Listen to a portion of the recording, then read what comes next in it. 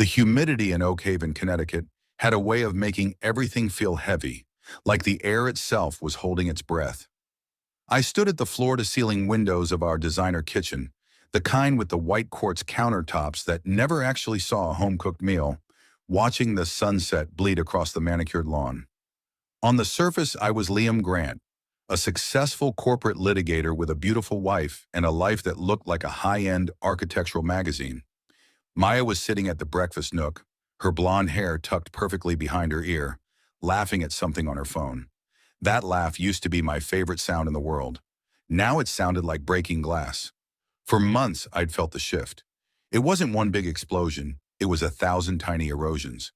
The way she'd tilt her screen away when I walked by, and the way girls' nights started lasting until 4 in the morning.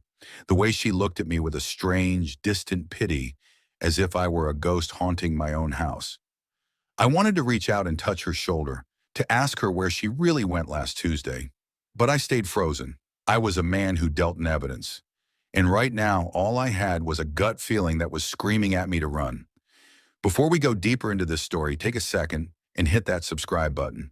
Give this video a like, and let us know where you're watching from. Welcome to Family Secrets and Revenge. The first concrete crack in the facade appeared on a rainy Thursday. Maya had left for a regional gallery opening in New Haven, promising she'd stay overnight at a hotel to avoid the slick roads. Sonny, I was cleaning out the SUV when I found a crumpled receipt wedged between the passenger seat and the center console. It wasn't a hotel bill from New Haven.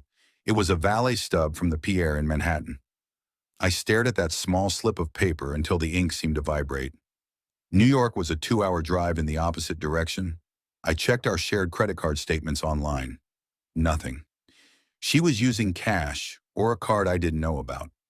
My heart hammered a rhythmic, painful beat against my ribs. I'm a man who stays calm under pressure, but this was different. This was my home. This was the woman I'd promised my life to. I went to her home office and began to look for the truth. In the bottom drawer of her filing cabinet, hidden behind tax returns from 3 years ago, I found a burner phone. It was cheap, plastic, and vibrating. Oh, a text lit up the screen. Can't stop thinking about the Pierre. Tuesday can't come soon enough. The contact name was just an initial. J. The air left my lungs. My mind raced through every J we knew. Then it hit me. Julian Vance. My cousin's business partner, and a man I'd considered a friend for a decade. He'd been at our house for Christmas. He'd toasted to our happiness at our housewarming party. I didn't throw the phone.